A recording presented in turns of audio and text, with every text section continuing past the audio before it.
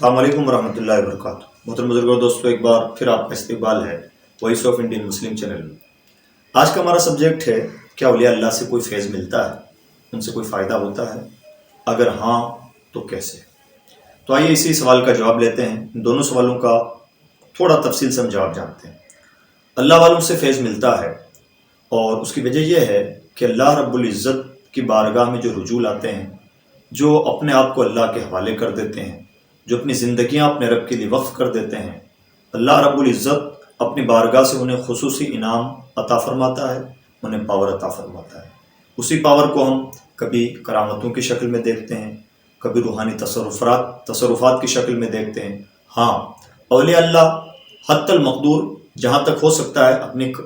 کرامتیں چھپاتے ہیں، اور اس کے بارے میں معرفت میں ایک بات کہی جاتی ہے کہ کرامت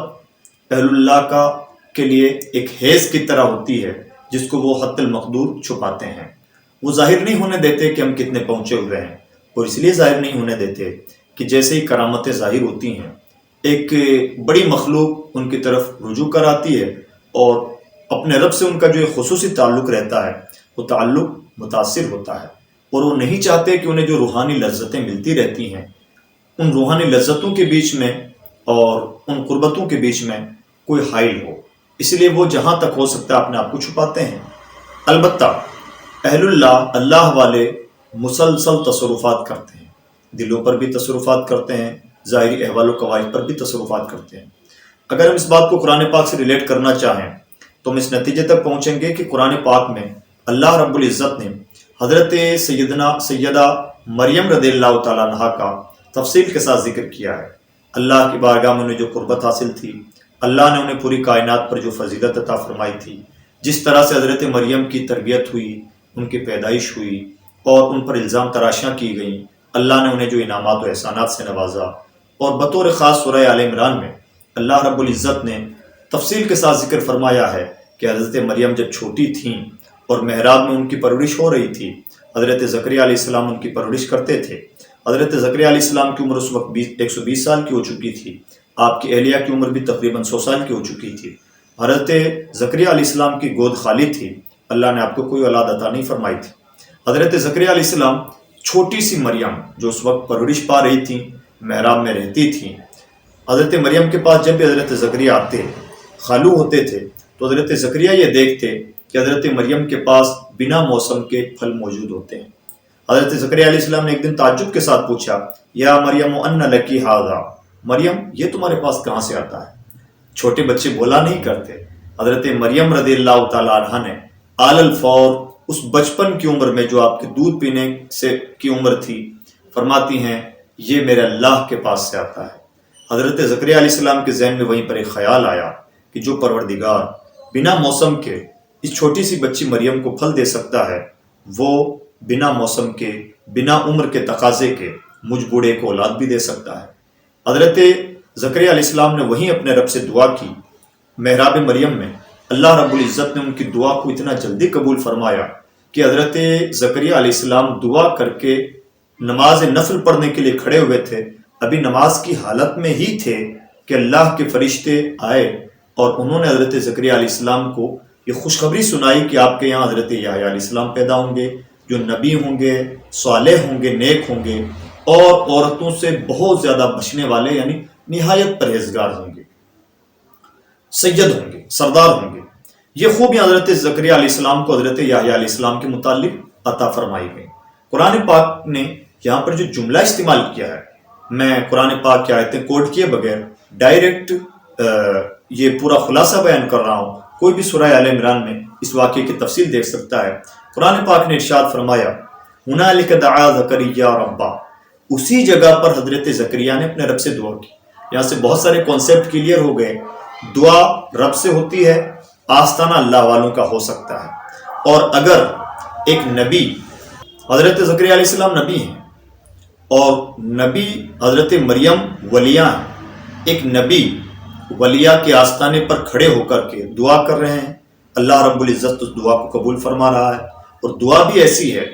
جس کو ظاہری طور پر جس کا اثر نظر نہیں آنا چاہیے، بڑھاپے میں اولادیں نہیں ہوتی، لیکن ایک نبی نے ایک ولیہ کے آستانے پر دعا کی، قرآن پاک گواہ ہے کہ اللہ رب العزت نے علی الفور اس دعا کو قبول فرمایا اور بنا موسم کے انہیں اولاد عطا فرمائی۔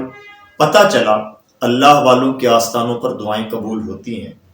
ہنالکا کا لفظ بتا رہا ہے وہیں محراب مریم میں حضرت زکریا علیہ السلام نے جو دعا کی اللہ رب العزت نے اسے قبول فرمایا۔ حضرت زکریا نبی ہیں، نبی کے اعتقاد میں تو کوئی کمی کجی نہیں ہو سکتی، نبی کا جو نظریہ ہے وہ نظریہ بہرحال حق نظریہ ہی ہوگا۔ پتہ چلا اللہ والوں کے آستانوں پر دعائیں کرنا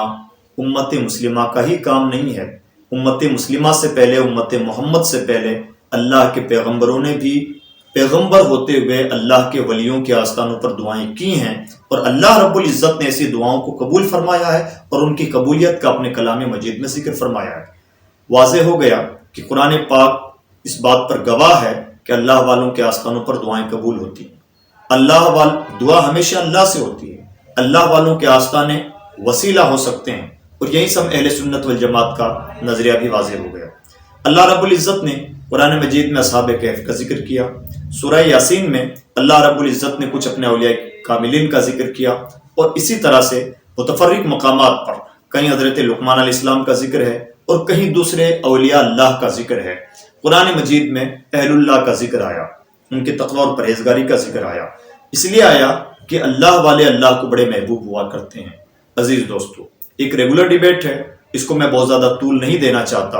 ان شارٹ ہم یہ مان سکتے ہیں اور ہمارے نظریہ برحق ہے کہ اللہ والوں کے وسیلوں سے دعائیں قبول ہوتی ہیں، اللہ والوں کے آستانوں پر دعائیں قبول ہوتی ہیں۔ اللہ والوں کے وسیلوں سے یا ان کے آستانوں پر دعائیں کرنا صرف آج کے لوگوں کا اختراع یا ان کی بدعت نہیں ہے، یہ ہمیشہ سے ہوتا رہا ہے۔ قرآن پاک اس پر گواہ ہے، اور احادیث کریمہ سے بھی اگر تفصیل کی جائے تو درجنوں احادیث بھی اس بات پر گواہ ہوں گی۔ حال یہ حدیث پاک میں فرمایا گیا ضعفاء امت کے وسیلے سے دعائیں کی جائیں تو وہ دعائیں قبول ہوتی ہیں، یعنی امت میں جو کمزور طبقہ ہے ان کا وسیلہ دے کر اگر اللہ کی بارگاہ میں دعا کی جائے، اللہ اس دعا کو بھی رد نہیں فرماتا۔ جو کمزور ہوتے ہیں اللہ کو بڑے پیارے ہوتے ہیں، جو اللہ والے ہوتے ہیں وہ تو بہرحال اللہ کو محبوب ہوا کرتے ہیں، ان کے وسیلوں سے دعائیں قبول ہوتی ہیں۔ اب آئیے ہم ٹھیٹھ طریقت کے انداز میں اس بات کو سمجھنے کی کوشش کریں، اللہ والوں کے آستانوں سے فیض کیسے لیا جاتا ہے، دعائیں کیسے قبول ہوتی ہیں، اور ہماری دعائیں کیوں قبول نہیں ہوتی ہیں۔ عزیز دوستو، جب بھی ہم کسی اللہ والے کے آستانے پر حاضر ہونا چاہیں تو اس کا طریقہ یہ ہے کہ گھر سے 2 رکعت 4 رکعت 6 10 رکعت جتنی اللہ توفیق دے، 2 رکعت 4 رکعت 6 رکعت 10 رکعت جتنی اللہ توفیق دے، گھر سے روانہ ہونے سے پہلے نماز نفل پڑھیں اور دعا کریں، اور ان نمازوں کا ثواب اس اہل اللہ کو پہنچائیں جس کے آستانے کرم پر ہم حاضر ہونا چاہتے ہیں، تاکہ ہم جس بارگاہ میں حاضر ہونا چاہتے ہیں، جس بڑے بادشاہ کی بارگاہ میں، اس کی بارگاہ میں ہماری طرف سے ہماری آمد کی نوید پہلے مل جائے اور ہمارا تحفہ پہلے پہنچ جائے۔ اس کا نتیجہ یہ ہوتا ہے کہ پورا راستہ امن و سکون کے ساتھ گزرتا ہے، اور پورے راستے میں اس اللہ والے کی نگاہ کرم ہم پر ہوتی ہے۔ اس کے بعد میں ہمیں دوسرا کام یہ کرنا چاہیے کہ اس پورے سفر میں کوئی بھی کام خلاف شرع نہ ہو، ہم شریعت مطہرہ کی مکمل پابندی کے ساتھ ذکر الہی کرتے ہوئے حاضر ہوں۔ جب اس اللہ والے کے آستانے کے پاس پہنچیں تو سواری سے اترتے وقت سیدھا قدم زمین پر نیچے رکھیں، اور اس کے بعد میں پہلا کام یہ کریں، اگر نئے شہر میں ہم داخل ہوئے ہیں تو پہلا کام یہ کریں السلام علیکم یا قطب ھذا البلد کہہ کر کے اس شہر کے کتب کو سلامی پیش کریں۔ اس کے بعد 3 بار پڑھیں وقل رب ادخلنی مدخل صدق واخرجنی مخرج صدق واجعل لی من لدنک سلطانا نصیرا۔ یہ قرآن مجید کی آیت کریمہ 3 بار تلاوت کریں، اور اس کے بعد میں اردو زبان میں یہ کہہ لیں یا اللہ اس شہر کو مجھ سے اور مجھے اس شہر سے فائدہ پہنچا۔ انشاءاللہ اس کا فائدہ یہ ہوگا کہ وہ شہر ہمارے حق میں ہموار ہوگا اور اس سے ہمیں ضرور فیض پہنچے گا، اور انشاءاللہ تعالی کسی بھی طرح کو نقصان ہمیں اس شہر سے نہیں پہنچے گا۔ پھر اپنے قیام گاہ پر پہنچے، غسل کرنا ہو یا تازہ وضو کرنا ہو تو کریں، اور اس کے بعد جس کے مزار پر ہم حاضر ہوئے ہیں اس کے مزار پر حاضری دینے سے پہلے اس شہر کے تمام اولیاء کرام کو عمومی طور پر ایصال ثواب کریں، فاتحہ پڑھیں، اور پھر اولیاء کرام کو، شہر کے اولیاء کرام کو ایصال ثواب کریں۔ عام طور پر جمعہ کے دن فجر کی نماز کے بعد، پیر کے دن ظہر سے لے کر عصر تک، اور جمعرات کے دن عصر سے لے کے مغرب تک اگر اللہ والوں کے مزاروں پر حاضری دی جائے تو حاضری تقریباً قبول ہوتی ہے۔ اس وقت ان اہل اللہ کی خصوصی توجہ ہوا کرتی ہے۔ جب ہم ان تمام معمولات سے فارغ ہونے کے بعد جس کے مزار کے لیے ہم حاضر ہوئے ہیں ان کے مزار پر حاضر ہوں تو اصل درگاہ کے اندر، اصل مزار کی احاطے کے اندر داخل ہونے سے پہلے روحانی طور پر اجازت لیں، پائنتی کی طرف دور کھڑے ہو کر سلام پیش کریں اور اس بات کی اجازت چاہیں کہ حضور آپ کی بارگاہ میں حاضر ہونا چاہتا ہوں، اجازت مرحمت فرمائیں۔ آپ کا دل اس بات کی گواہی دے گا کہ آپ کو اندر چلے جانا چاہیے تو اس وقت آپ اندر چلے جائیں۔ اگر ممکن ہو تو قدم بوسی کریں، اور اگر حد ادب ملحوظ رکھتے ہوئے قدم بوسی نہ بھی کریں تو پائنتے کی طرف سے داخل ہوں اور اہل اللہ کے سینے کے مقابلے میں کھڑے ہوں، اس طرح سے کھڑے ہوں کہ جیسے اہل اللہ آپ کو دیکھ رہے ہوں۔ چونکہ ایک مردہ جب لیٹا ہوتا ہے تو اس کا چہرہ تھوڑا سا قبلہ رخ ہوتا ہے اور وہ بالکل اوپر کی طرف دیکھ رہا ہوتا ہے، تو ہم ان کے سینے کے مقابلے میں کھڑے ہوں جیسے وہ ہمیں دیکھ رہے ہوں، اور وہیں سے فیوز کا سلسلہ جاری ہوتا ہے۔ اس کے بعد مزار پر حاضر ہونے کے بعد میں نارمل فاتحہ پڑھیں اور 100 مرتبہ سبوح قدوس ربنا ورب الملائکہ اس وظیفے کا ورد کریں، اور اس کے بعد میں تلاوت کریں، شجرہ خوانی کریں، جو دعائیں کرنی وہ دعائیں کریں، اور بطور خاص جہاں عام طور پر لوگ فیل ہوتے ہیں جو کام نہیں کر پاتے، وہ کام کرنے کا یہ ہے کہ آپ اس اہل اللہ کے روبرو مراقبہ کریں۔ مراقبے کے لیے آپ اپنے سلسلے کے مشائخ کا جو طریقہ ہے وہ طریقہ اپنائیں، آپ جس سلسلے سے بھی وابستہ ہیں، اور اس کے بعد میں یا روح الروح پڑھ کر کے 3 مرتبہ یا روح الروح کے ضرب لگائیں اور مراقبہ کریں، ایک خاص کیفیت میں چلے جائیں۔ آپ یہ پائیں گے کہ کچھ دیر کے بعد میں آپ کو ایسا لگے گا جیسے اہل اللہ کے سینے سے انوار و تجلیات نکل رہے ہیں ایک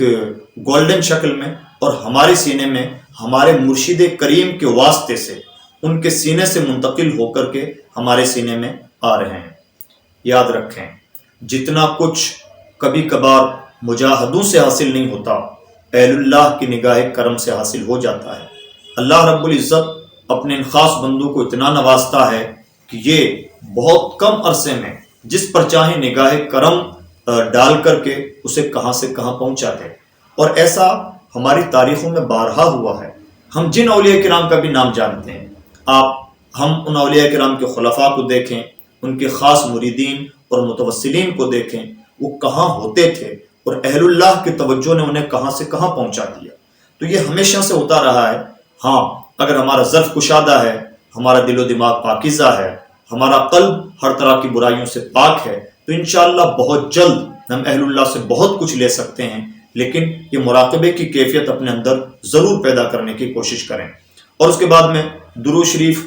پڑھیں، اور اگر آپ کی کوئی خاص حاجت ہو جس کے لیے آپ نے آستانہ کرم پر حاضری دی ہے، 1000 مرتبہ درود شریف کے ساتھ یا غیاث المستغیثین پڑھیں اور استغاثہ کریں، انشاءاللہ آپ کی حاجت براری ہوگی۔ اور